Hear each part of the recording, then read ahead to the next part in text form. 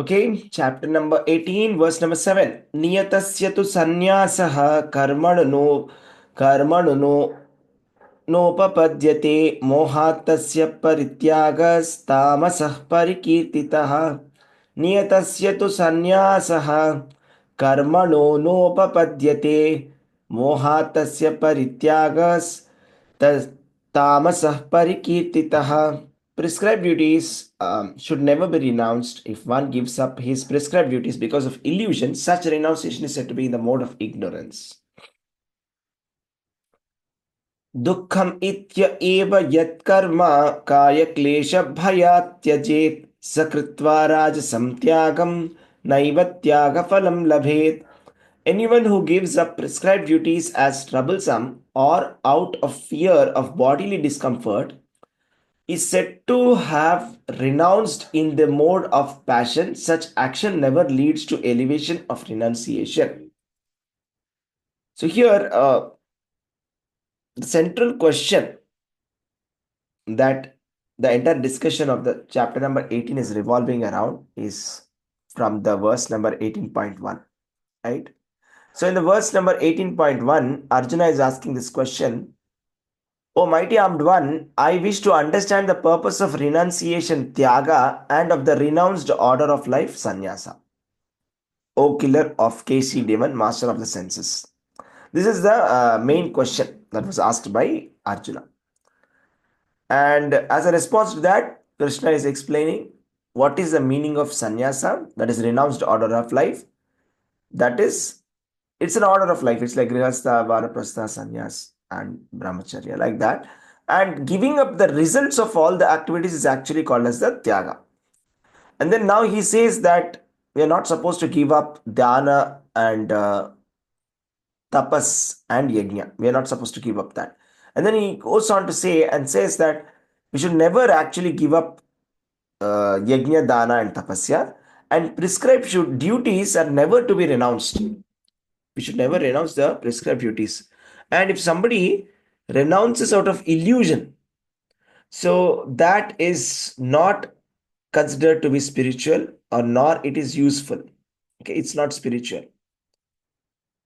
And it is useless. And it is actually going to cause bondage, right?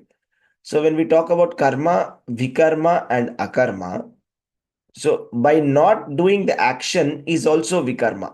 It's not called akarma. If somebody is supposed to be acting and he does not act, it's actually vikarma. That's what is happening. Arjuna didn't want to fight, and Krishna said that if you do not fight, actually that is sinful for you. Don't do that. Okay. So we should not give up any kind of activity without a proper guidance, right? So there's so many instructions given for the 4 ashramas. Okay, there are different kinds of ashramas, and we have brahmachari, sannyasi, vanaprastha, and the grihastha, right? So, and then there are these rules given, okay, how a person is supposed to be conducting himself. All of these are given in our scriptures. If, for example, particularly in Srimad Bhagavatam, it is given that how a householder must be taking care of his family, right? So it is said, for example, just to give you a short glimpse of what do you mean by the prescribed duties. So it is actually given in the chapter number, canto number 7, chapter number 14 in Srimad Bhagavatam. So it is actually said there that a grihastha should be, the first duty of a grihastha is to be dependent on Krishna. That is the main duty. And he must try to satisfy Krishna in all respects by executing his prescribed duties and his prescribed devotional service. So, a duty of the grihastha, you know what is the main duty of the grihastha is this, okay? It's given very clearly. The main duty of a grihastha is to engage himself in devotional service, beginning with shravanam or hearing, to hear from the mouths of realized souls, so that that grihastha's attraction towards family and towards his children and wife will be gradually reduced. Okay, not to be misunderstood, to be understood in the right context. Material attraction towards family is actually condemned in the Vedas, and that's not the aim of life. Even in Bhagavad-gītā also, Krishna says that one should find a fault in you know associating with his own wife and children also. That is also faulty, because actually it is taking that person away from spiritual life. So once a person goes into this thought of me and mine, okay, that is very much condemned. So once a person thinks that this is me and then these things are mine, this is not considered to be a good thing, and such a person will obviously spend all of his time in family consciousness. But Krishna wants people to be in Krishna consciousness. So the idea is a grihastha should hear from the self-realized devotees. This is the first and the most important duty for a grihastha. Okay. And if a grihastha is not taking up this duty of hearing from the devotees, then that is in mode of passion or mode of ignorance. So if mode of ignorance and mode of passion, that is called renunciation in the mode of ignorance and mode of passion. Okay. And then it's also said in Srimad Bhagavatam that he should be externally very active in earning his livelihood, but he should internally be a self-realized person without attachment for material gains. His dealings with family members should be performed simply to fulfill their purpose. So the basic purpose of family life, to take care of the family, should be done. It should not be extravagantly engaged in this way. But we see that generally people, they become very, very attached and attracted to family, and they consider that family as all in all. Okay. There's actually a very nice verse in Srimad Bhagavatam. This comes in the canto number 2 and chapter number 1. Okay. So where Shukadeva Goswami is telling to Parikshit Maharaj that a grihastha, a grihastha versus grihamedi difference is that a grihastha is materially engrossed and he's blind to knowledge of the ultimate truth, and he has so many things to subject matters to hear, right? So it's said, is a very powerful verse in Srimad Bhagavatam, canto number 2, chapter number 1 and verse number 3.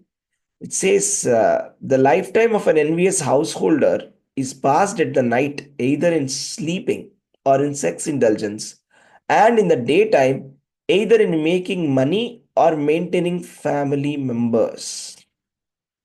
And he continues to say in the verse number 4, persons devoid of Atma Tattva do not inquire into the problems of life, being too attached to the fallible soldiers like body, children, and wife. Although sufficiently experienced, they do not see their inevitable destruction. So what it means is, people have sufficient experience. They would have seen so many people dying. But still, they don't see that their destruction is also guaranteed. When you say destruction of the body is guaranteed, but Atma is permanent. So without understanding this Atma Tattva, the householder becomes excessively attracted, excessively attached, just like how a spider, sometimes sometimes gets caught in its own web, like a cocoon. The silkworm, it gets caught inside its own weaving of the silk, right? It gets completely attached. So it's the creation of the silkworm, but it's completely attached within the thread that it has actually created. Okay, this is what happens. So that's the reason why a grihastha should be externally active, but internally be a self-realized person. Okay, and he should act superficially with family members and friends, just to fulfill the purpose and not extravagantly engaged in family life. Okay, this is given in the Srimad Bhagavatam. And even if the family members and society are very eager, because they do not have Atma Tattva, they are ignorant, and they will come to give instructions. We should not take instructions from family members. We must take instructions from the spiritual master. So there will be regular instructions, right, from the family members and society. You should be living like us. We are so perfect. But they do not realize that they are living a very imperfect life. And so here it is said that we should accept it superficially. It's just like it is said that, yes, I shall do it. I will be like what you are saying. I'll be very, very, attached to family like that, something like that. Okay. But you should not be actually taking it very serious. That's what it says. Yeah. But at the same time, there's an interesting point here that it is being said in this verse today that the prescribed duty should never be renounced. Krishna is not saying, nor Srimad Bhagavatam is saying, renounce the duty. No, that's not the point. Duty must be done, right? But it should not be given, and it should not be given up, especially in the mode of ignorance or passion. Definitely no. Out of illusion, if somebody just gives up his duty, illusion means I don't even know that this is my duty. That's ignorance. I don't even know what my prescribed duties are. What am I supposed to be doing as a grihastha? That's completely in the mode of ignorance. So it's like any activities which promote one to spiritual activity like cooking for the Supreme Lord are recommended. And even if a person is sannyasi also, he must not give up activities. He should not cook for himself. Sannyasi is prohibited from cooking for himself, but he can do the cooking for offering to the Supreme Personality of God. Right? And a sannyasi here, it's given that, he may perform a marriage ceremony to help his disciple in advancement of Krishna consciousness. If he does not do such activities like performing the marriage ceremonies to help his disciples to advance in Krishna consciousness, that is acting in mode of ignorance. Just like Srila Prabhupada, he had many Western disciples and they were completely dependent on him. And so he had to perform Vivaha Yajna, or the marriage ceremony, for his disciples. He said that even though I'm a sannyasi, I have to do this. I have to get you people married because this actually helps you in spiritual advancement. If you do not get married and if you continue to have relationships outside marriage, then that's sinful. So I cannot allow that. So I'm going to get you people married. And that's how, being a sannyasi also, he did the marriage ceremony for his disciples. Because it's the reasoning is given in this purport that otherwise it is mode of ignorance. Okay. Now coming to the next verse, that is verse number 8. We must not give up these activities thinking that these prescribed duties are troublesome or out of bodily discomfort. Okay. If we give up our prescribed duties out of bodily discomfort, it's called renunciation in the mode of passion, right? So giving up family life out of a sentiment or out of interests. Sometimes some people do not like it, right? They want to end the relationship for some reasons. The reasons are external. It is because of bodily discomfort. Because I will have to do this and my body is getting this kind of discomfort, I shall give up this duty. This kind of renunciation is not allowed as per the scriptures, as per Krishna here. Okay. And so the point is, one should not give up his activities. Like, for example, a grihastha, he should not give up earning money out of the fear that he's performing fruitive activities. One should not think, oh, this is whatever I'm doing is karmi activities, so I shall not go to work. This is wrong. No, you should not think like that. Krishna Prabhupada is saying that, you should engage your money in Krishna consciousness. So if one can engage his money in Krishna consciousness, one need not think that it is Maya. So it is like this, okay? Maya definition is that if you are acting for the for Krishna. And for Krishna consciousness is no longer Maya. That means family life is Maya if it is not engaged in Krishna consciousness. If the entire family members are not engaged in Krishna consciousness and the ultimate aim is only sense enjoyment, then definitely it's Maya. That means finally it is temporary and it has no significant value. Okay. But it is not Maya. It is if everybody is working towards Krishna consciousness and whatever money that has been earned is used for Krishna, then that is not Maya. Right? So here it is said, the result of passionate work is always miserable, right? And this spirit of renunciation, that I am feeling very discomfort, I don't like it. I like this, I don't like it. Because I don't like it, I will give it up. Okay. This is mode of passion. That's a common trend of the modern world today, that I shall give up whatever I don't like. That's not the scriptures, okay? You cannot give up prescribed duties. Prescribed duties are given by Krishna based on our swabhava, nature, and they're given to us for our purification. So we should do them without attachment for sure, just like how I was how I was explaining. The Grihastha must earn money for his living without any extraordinary endeavor to accumulate money and without excessive material comforts, and should be externally very active and internally be a self-realized person, and should not be very much attached even with his own family members. Okay, that's the description of the scriptures. But that does not mean that one shall give up working or shall give up his family. That too out of bodily discomfort. If somebody thinks that out of bodily discomfort I shall give this up, then that's not mode of goodness. Okay, that's mode of passion.